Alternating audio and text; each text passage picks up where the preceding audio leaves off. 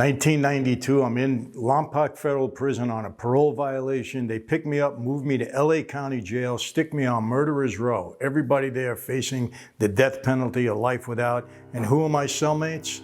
Lyle and Eric Menendez, accused of killing their parents.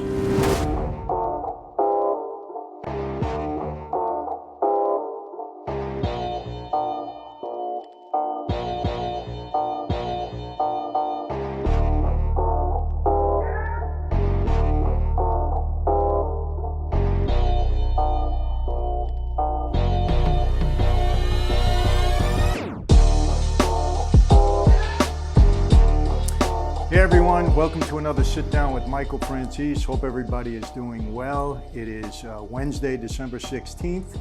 We're about a week away, a little bit more from Christmas, and hope you're getting into the spirit. I know we got COVID restrictions, but we get beyond that. This is a very significant month, especially in the lives of all of us Christians there. But you know, if you're not Christian, then get into the holiday spirit. But for us, it's all about birth of Jesus, and we're celebrating that next week. So all good in that regard. You know, today is a very significant day for all of you that are kind of mob historians, mob enthusiasts, and I know I have a bunch of you that follow me, and I appreciate that. Some of your questions are very sophisticated. You want to know about certain things. Well, today is a very significant date in recent mob history. When I say recent, over the last 30, 40 years. On December 16th, 1985, Paul Castellano was shot and killed over at Sparks Steakhouse, in front of Sparks Steakhouse in New York City. And it was a very significant day. Significant to me because I was a member of the life at that point in time. Everybody knew about it. It was kind of shocking for those of us that didn't know it was going to take place. And for me, 3 days later, on December 19th, I was indicted on a major racketeering case, the case I eventually took a plea to and ended up with a 10-year prison sentence. And but today, Sammy the Bull Gravano, you know, he was a major participant in the whole Castellano deal at that point. He has a podcast describing exactly what went on in that day. And I think many of you will enjoy listening to that. And I share this with all my followers because I know you enjoy this kind of content and material. So we're posting a link.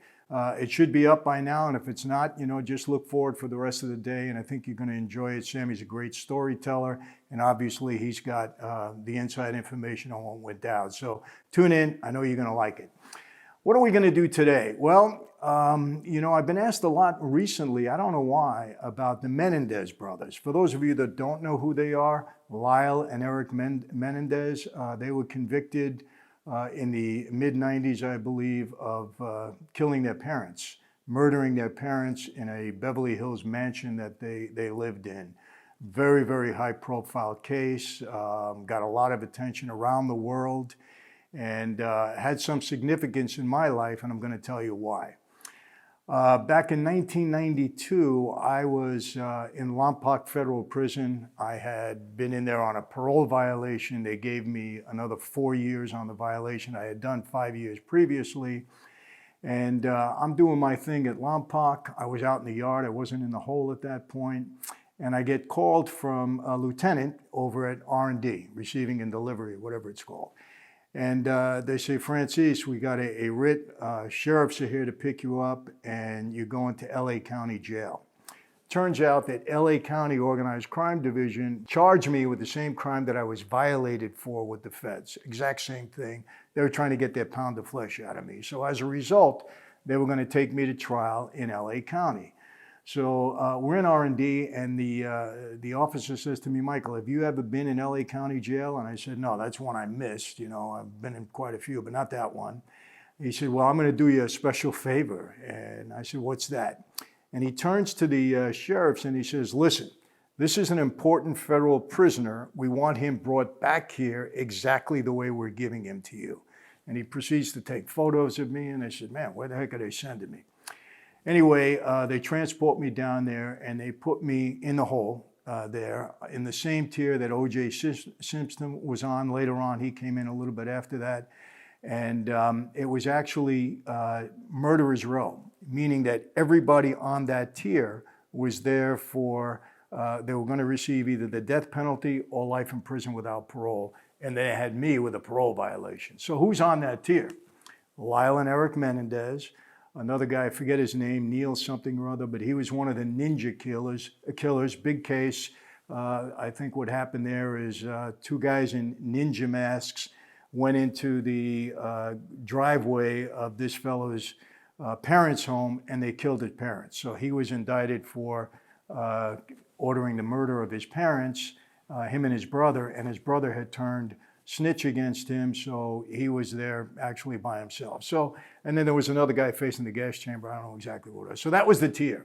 The Menendez brothers, who were indicted for killing their parents, the ninja killer who was indicted for killing his parents, and some other guy on a murder beef. And then there was me on a parole violation that I was getting out in 2 years. It was almost like, well, what am I doing there? But allegedly they did it, so that I wouldn't be out in Animal House in the yard, which was kind of a crazy place anyway. But so I got friendly with Lyle and Eric Menendez, and I was locked down 24 hours a day. But in this particular hole, they had bars and not a steel door. So you're able to communicate with people on the tier. I had a lot of conversation with Lyle and Eric during that time. They talked to me about their case. They knew, who I was. They asked for advice. Of course, they maintained their innocence. They said there was a reason that they had to kill it. Kill their parents. My feeling on it really doesn't matter. They went to trial. They were eventually convicted. I think you know that. And they got life without parole. They were facing the death penalty, but the jury who decides that came back and said no death penalty, life without parole. They were young kids, and I think that that was a good recommendation. Anyway, so we get friendly, and there was one point in time when they separated Lyle and Eric because allegedly they found a note where they were planning an escape. I don't know how you plan to escape out of there. I mean, it would be very, very difficult. But anyway, they were planning an escape. And so they took Eric, I believe, he was the younger one, out of that tier, and they put him somewhere else. So it was just me and Lyle, and we used to talk quite a bit. And he was no dummy. I mean, he was a pretty intelligent kid. I'll tell you one story. I think I might have told it before, maybe on another platform. I don't know. I've said these things so many times. But my son, Michael Jr., at that time, he was young. He was, I think, 3 or 4 or 5 years old, something like that. Well, he used to come to visit me, and Lyle would get a lot of visits. So, when we were in the visiting room together, which was behind the glass, my wife and my kids would say hello to Lyle, and he would say hello back, and so on and so forth. So one day, my wife, and it was very, like I said, very high-profile case. My wife was in the store with my son, Michael, and there's Lyle and Eric on the cover of a magazine, and there's a lot of people around, and my son picks up the magazine, Michael Jr., and he says, "Oh, look, Mommy, there's our friend, Lyle and Eric." And everybody in the place is looking at her. She was like embarrassed. She threw the magazine back down, grabbed him, and walked out. The innocence of kids. But anyway, we used to get quite a bit of visits together. And so after they separated them, I'll tell you what happened. When they used to take us to a visit, because we were in lockdown, they would shackle us, handcuffs and shackles. And the correctional officer would accompany us through the jail and into the visiting room. And when you went through on that journey, you had to go through the prison hospital. Or the jail hospital, I should say. And man, what a mess. I'm telling you, that place was really Animal House. You see guys with their eye hanging out, who got beat up, their head bandaged up. It was a mess. But they all knew who Lyle and Eric were because of the publicity that they had. And some things that you don't do in prison that people frown upon, pedophiles are very, very much frowned upon in there. If you did anything to a child, you're frowned upon in there. You killed your parents, you're frowned upon in there. So as we used to walk into the visiting area, the people that saw Lyle and Eric used to tell them, when you get to prison, we're going to kill you, we're going to blow your brains out, we're going to shank you, used to hear all of this stuff. And they were nervous, but the CEOs were there and nothing was going to happen, right? They used to yell at them all the time. So, and one time, I believe, somebody tried to make an attempt to get at Lyle.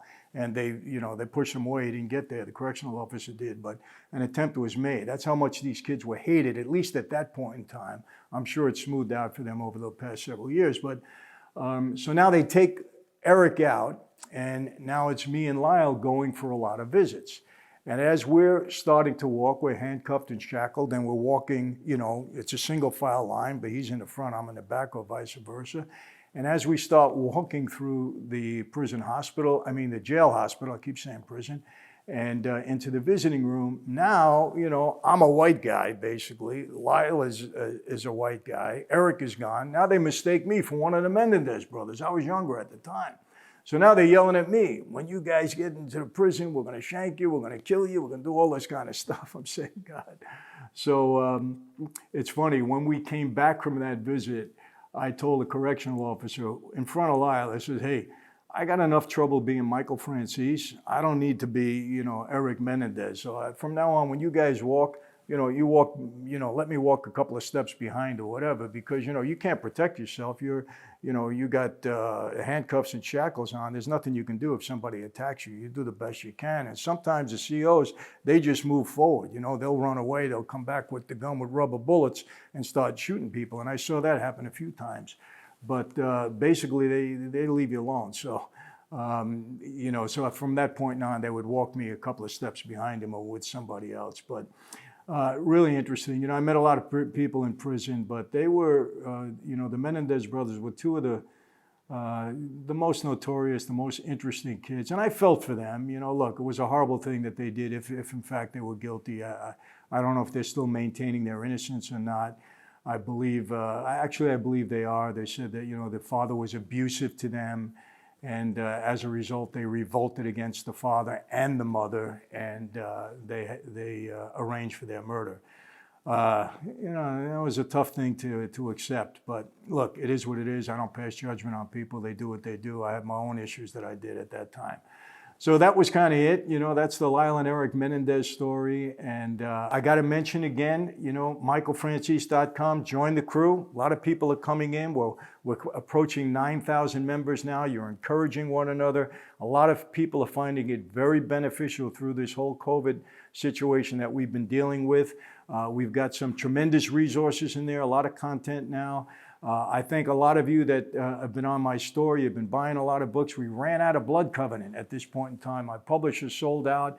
We got more on order. So if you do order now, you're going to have to wait a little bit, but thanks for that. We got our other books, Make an Offer You Can't Refuse, God the Father, my wife's book, a lot of other stuff in the store. So appreciate that. And, subscribe to YouTube. We've got a lot of new subscribers coming on. Watch for my podcast. It'll be coming in the middle of January. I know you're going to enjoy it. We got some special content for you.